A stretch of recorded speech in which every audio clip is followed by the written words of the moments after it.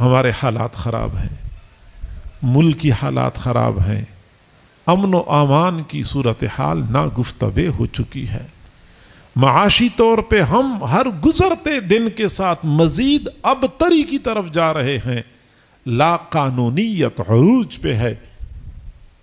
ذمہ دار کون ہے؟ وہ یہ جی فلاں نے ہمارے حالات خراب کر دیے اور فلاں پارٹی اس کی ذمہ دار ہے اور فلاں ذمہ دار ہے۔ کوئی بندہ اس طرف توجہ ہی نہیں کرتا کہ یہ میرے اپنے کرتوتوں کا نتیجہ بھی ہو سکتا ہے۔ اور یہ بہت آسان ہے کہ بندہ دوسروں کے اوپر الزام لگا لے، دوسروں کو مورد الزام ٹھہرائے کہ یہ فلاں نے کیا ہے اور فلاں نے کیا ہے۔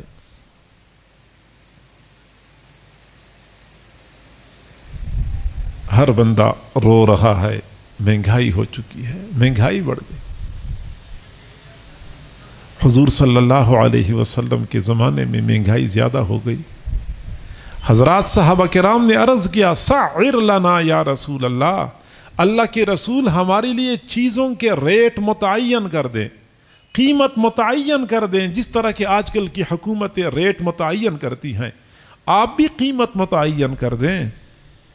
حضور صلی اللہ علیہ وسلم نے فرمایا، ان اللہ هو المسعر، چیزوں کی قیمت مقرر کرنے والا تو اللہ ہے۔ اللہ کی مرضی کے مطابق چیزیں مہنگی ہوتی ہیں اور سستی ہوتی ہیں۔ بندوں نے کیا چیزوں کی قیمت متعین کرنی ہے؟ اللہ کے تکوینی فیصلے ہوتے ہیں جن کی بنا پہ یا چیزیں مہنگی ہو جاتی ہیں یا سستی ہو جاتی ہیں۔ قیمت کیوں بڑھ گئی ہے؟ اللہ ہی قیمت بڑھانے والا ہے، اللہ ہی قیمت گھٹانے والا ہے۔ قحط کیوں ہے؟ تنگی کیوں ہے؟ اسباب و وسائل کیوں نہیں ہیں؟ اور جی فلاں نے کیا اور فلاں نے کیا۔ اللہ تعالیٰ کیا فرماتے ہیں، وَإِن مِّن شَيْءٍ إِلَّا عِندَنَا خَزَائِنُهُ، ہر چیز کے خزانے میرے پاس ہیں۔ وَمَا نُنَزِّلُهُ إِلَّا بِقَدَرٍ مَعْلُوم، اور ہم ان چیزوں کو ایک معلوم اندازے سے اتارتے ہیں۔ خزانے تو میرے پاس ہیں اور میں اپنی مرضی سے بڑھاؤں یا گھٹاؤں، اپنی مرضی سے اندازہ متعین کر کے اتارتا ہوں۔ اب اگر وسائل بڑھتے ہیں تو یہ بھی اللہ کی مرضی سے، وسائل گھٹتے ہیں تو یہ بھی اللہ کی مرضی سے۔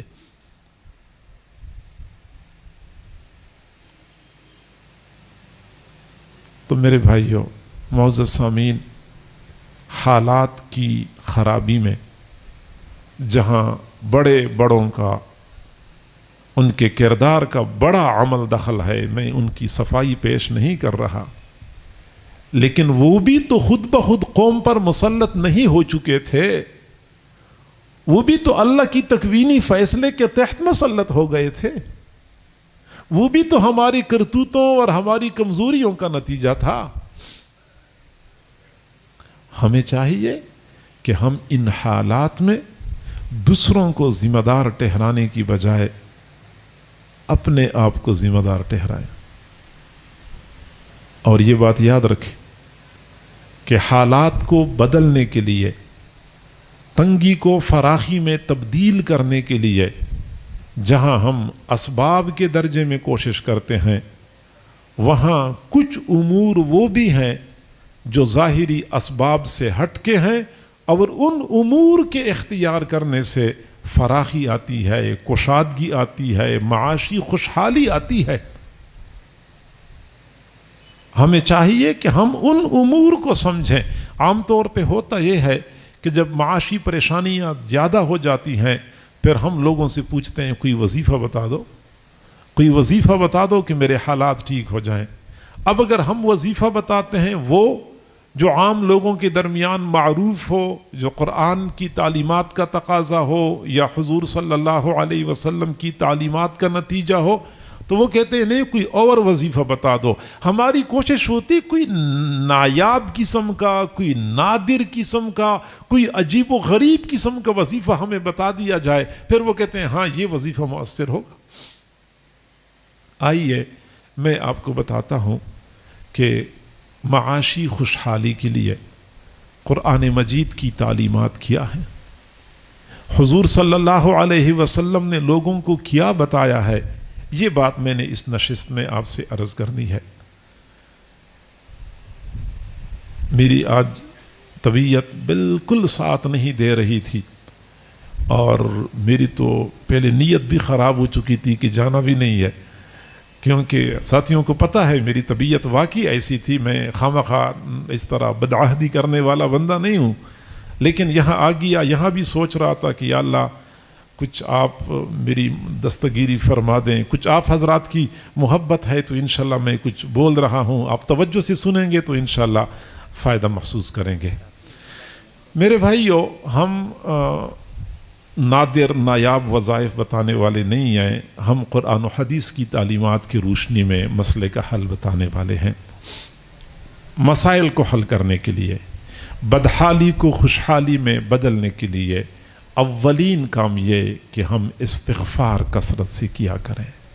میں نے پہلے آپ سے عرض کیا ہے کہ جو کچھ ہے یہ ہمارے اپنے کرتوتوں کا نتیجہ ہے، اور یہ گناہ بندے کو رزق سے محروم کر دیتے ہیں۔ ان العبد لا يحرم الرزق بذنب يصيبه او كما قال علیہ الصلوۃ والسلام، حضور نے فرمایا کہ بندہ جب گناہ کرتا ہے تو اس کا ایک اثر یہ ہوتا ہے کہ بندہ رزق سے محروم ہو جاتا ہے، کھلے دروازے بندے پر بند ہو جاتے ہیں جب ہم اللہ کی نافرمانی کرتے ہیں۔ میرے بھائیو، ہم کبھی غور تو کر لیا کریں، صرف شکوے ہی کر سکتے ہیں کہ ہمارے حالات ٹھیک نہیں ہو رہے، میں 6 گھنٹے کام کرتا ہوں تو میں 8 گھنٹے کام کرتا ہوں، وہ جو آپ 8-10 گھنٹے کام کرتے ہیں وہ آپ کو نظر آتا ہے، اور روزانہ 16 گھنٹے جو آپ بدنگاہی کرتے ہیں وہ نظر نہیں آتا۔ دوسروں کی بیٹیوں کا پیچھا ہم کر رہے ہوتے ہیں نگاہوں کے ذریعے، چنگچی رکشہ سامنے سے گزر گیا اس کی طرف دیکھ رہے ہوتے ہیں، موٹر سائیکل پہ کسی کی بیٹی بہن جا رہی ہے تو ہم اس کا پیچھا کر رہے ہوتے ہیں، پیدل کوئی جا رہی ہوتی ہے ہماری نگاہیں ان کا پیچھا کر رہی ہوتی ہیں، یعنی ہر وقت کا مشغلہ بنایا ہوا ہے۔ زبان قابو میں نہیں ہے، کان کا سننا شریعت کے مطابق نہیں ہے، کمانے میں حلال حرام کا فرق ختم ہو چکا ہے، پھر شکوے کرتے ہیں کہ پتہ نہیں حالات کیوں ٹھیک نہیں ہوتے۔ حضور نے فرمایا گناہ کی وجہ سے بندہ رزق سے محروم ہو جاتا، اور ان گناہوں کے اثرات کو ختم کرنے کے لیے بہترین طریقہ استغفار ہے۔ استغفار کثرت سے پڑھا کریں، حالات ٹھیک ہو جائیں گے، جو بھی پریشانیاں ہیں، کیونکہ حالات ہمارے اپنے اعمال کی وجہ سے خراب ہو چکے ہیں۔ صحیح بخاری شریف کی روایت ہے، حضور صلی اللہ علیہ وسلم نے فرمایا من لزم الاستغفار جعل اللہ له من کل ہم فرجا ومن کل ضیق مخرجا وَرَزَقَهُ مِنْ حَيْثُ لَا يَحْتَسِبُ۔ جس بندے نے استغفار کو لازم رکھا، استغفار کو تھام لیا، اللہ تعالیٰ اس کی ہر پریشانی کو حل کر دے گا، ہر تنگی سے نکلنے کا راستہ بنا دے گا۔ اللہ تعالیٰ ان اطراف سے رزق دے گا جن اطراف سے بندے کا وہم و گمان بھی نہیں ہوتا۔ استغفار کی کثرت کریں، مرد حضرات بھی استغفار پڑھا کریں، خواتین بھی استغفار پڑھا کریں۔ یہ کسی پیر کسی بزرگ کا بتایا ہوا وظیفہ نہیں ہے، یہ صادق المصدوق شخصیت کا بتایا ہوا لا ریب اور ٹھوس حل ہے جس کا انکار نہیں کیا جا سکتا۔ استغفار کیوں نہیں پڑھتے؟ کثرت سے پڑھا کریں۔ کتنی مرتبہ پڑھیں؟ 100 مرتبہ نہیں، کثرت سے۔ 200 مرتبہ نہیں، کثرت سے۔ کتنا مرتبہ؟ کثرت سے پڑھا کریں، جتنا پڑھ سکتے ہیں، جتنا زیادہ پڑھیں گے اتنا ہی حالات جلدی بدلیں گے۔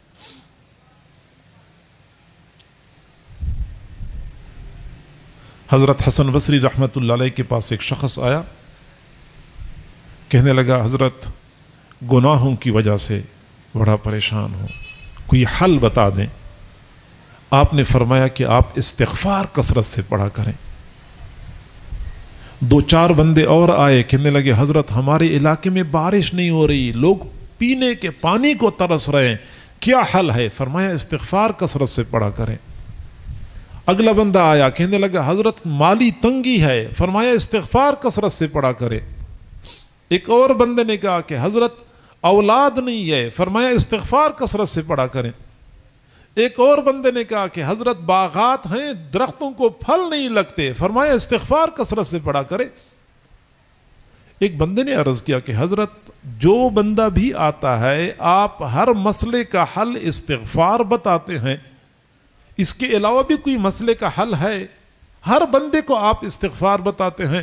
تو حضرت نے فرمایا کہ میں تو نہیں بتاتا، یہ تو اللہ نے بتایا ہے، اللہ نے بتایا ہے۔ حضرت نوح علیہ السلام کا قول قرآن مجید میں مذکور ہے، فَقُلْتُ اسْتَغْفِرُوا رَبَّكُمْ إِنَّهُ كَانَ غَفَّارًا۔ میں نے کہا اپنی قوم سے کہ استغفار پڑھا کرو، رب سے معافی مانگو، رب مغفرت کرنے والا ہے۔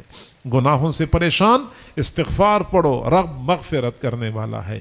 یرسل السماء علیکم مدرارا، تم پر موسلادھار بارش برسا دے گا۔ استغفار کے نتیجے میں بارشیں برستی ہیں۔ وَيُمْدِدْكُمْ بِأَمْوَالٍ، اللہ تعالیٰ تمہارے اموال میں اضافہ کر دے گا۔ قرآن کی ٹھوس حقیقت ہے، انکار نہیں کیا جا سکتا کہ استغفار کی وجہ سے اموال میں اضافہ ہوتا ہے۔ وَبَنِينَ، اولاد میں اضافہ ہوگا۔ وَيَجْعَلْ لَكُمْ جَنَّاتٍ، اللہ تمہارے لیے باغات بنا دے گا۔ وَيَجْعَلْ لَكُمْ أَنْهَارًا، تمہارے لیے اللہ نہروں کا انتظام کر دے گا۔ استغفار کثرت سے پڑھا کریں، مسائل حل ہو جائیں گے۔ جتنا زیادہ پڑھ سکتے ہیں پڑھ لیا کریں، چلتے پھرتے پڑھ سکتے ہیں، دکان پہ بیٹھے ہوئے پڑھ سکتے ہیں۔ گھروں کے اندر خواتین جو فضول باتوں میں کئی گھنٹے ضائع کرتی ہیں، میں ان سے گزارش کروں گا کہ فقط رونے سے کام نہیں بنتا کہ حالات ٹھیک نہیں ہو رہے، تو بجلی کا بل زیادہ آ گیا ہے، تو فلاں مسئلہ ہے، تو بچہ بیمار ہے۔